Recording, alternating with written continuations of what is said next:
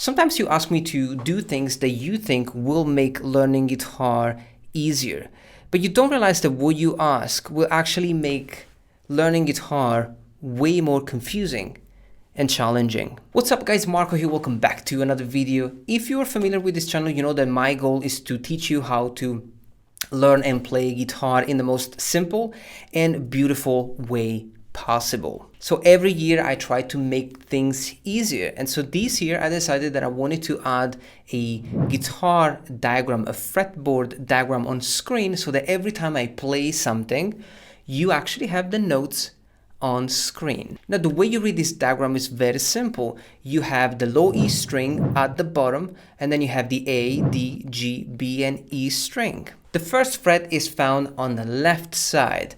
So you have fret 1, 2, 3, 4, 5 and so on. Now this is how we read diagrams, and all the books that I used over the past 20 years, they always had the diagrams displayed like this. Now some of you are saying that I am doing completely wrong because when I add the diagram on screen, it doesn't match the neck and the finger position. So let's say that I'm playing a C major chord.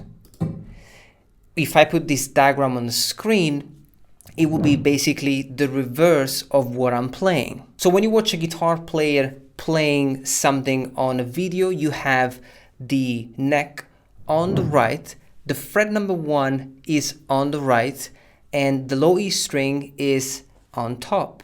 And then you have A, D, G, B, and the E string, the high E string, is at the bottom. So you suggest that I should put this diagram the other way around and put it upside down so that it matches the position of my fingers. It just doesn't make sense to me. The diagram becomes the opposite of the tab. So with the tab you have the low E string at the bottom, but the diagram will have the low E string at the top. And also, why would you want to change something that we've been using for years just for the sake of making it easier? I mean, like, we are already blessed as guitar players. We have tabs, chord diagrams, we have neck diagrams. We don't literally have to learn how to read music because we have all these resources. I understand that you want things to be as simple as possible, but I'm not gonna use a diagram in the wrong way just so that it's easier. Writing and reading music is an ancient practice, and we can go back to the Greeks. We're not going to do that, it's way too long. But the founder of the modern music stuff is believed to be an Italian monk called Guido d'Arezzo.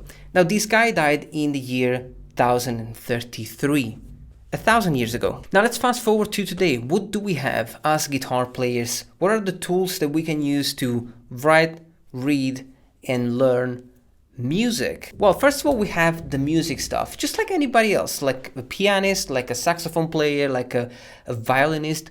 We have the same thing, it's just that we don't want to use it. Classical guitar players use it all the time. This is how I learned it. But if you are into modern guitar, the chances are that you don't really want to use that because you have to learn how to read music. Now, you got 5 lines, 4 spaces, you write the notes in here. Let's say you want to play the note C. You write this dot right here, 3rd space of the music stuff.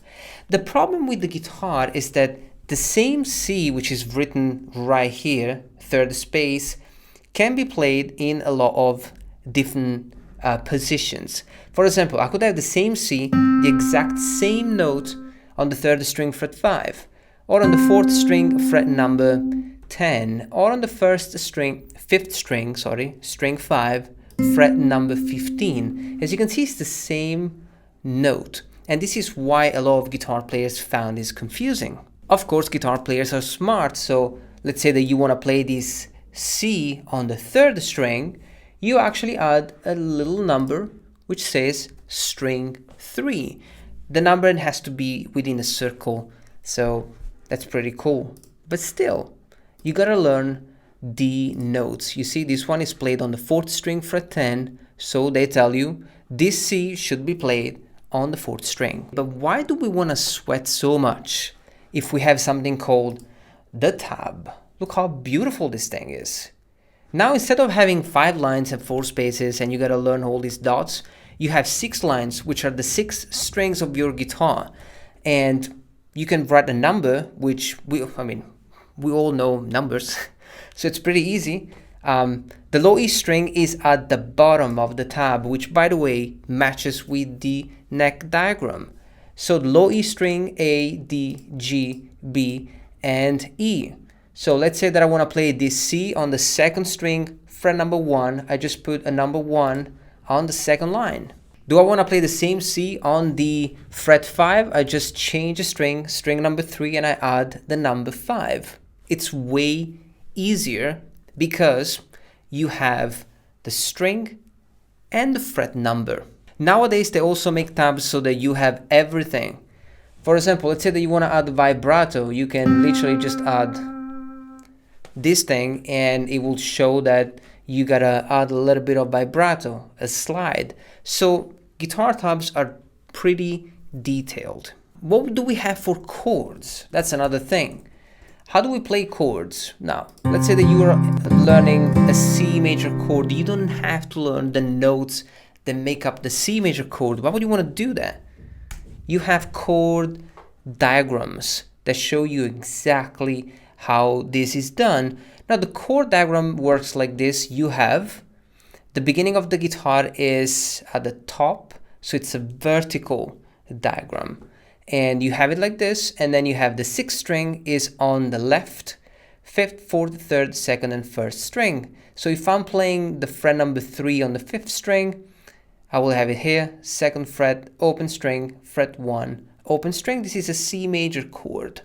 It's pretty easy. Of course, we can also use the neck diagram, which is the one that I've been using, which is this one right here, okay? Which is basically a representation of the neck. And just like the tab, it will have the low E string at the bottom. You see how it looks thicker? Low E string, A, D, G, B, and E. So it matches with the guitar tab. Let's say that you have to learn a scale. You don't have to know the notes of a scale. You can literally just have a diagram that shows you all the notes. Now, of course, you can decide to interpret this scale as you like. For example, you could read the notes starting from the bottom, so the lowest note from the left. So you have C, D, E, F, G, A, B, and C. This is how you can read it if you want to play the scale. And if you open a guitar book, you have the exact same diagram. I mean, this is a guitar book. And this is how you read it. So you have it, the beginning of the guitar, left side, the low E string is at the bottom. This is how you read this stuff. And I've never seen a guitar book with the diagram upside down. So please, I understand that you want things to be as simple as possible, but put a little bit of effort and understand that this stuff, it's been around forever. And this is how we use it. And this is how you're supposed to learn it. So that when you open 100 other books, you can actually enjoy the process of learning new things instead of getting confused. Also, I'm always open for feedback. So please just let me know what you think in the comment section down below. I'm going to leave you for now, guys. I'll see you in a few days. Have a lovely day, and I'll talk to you soon.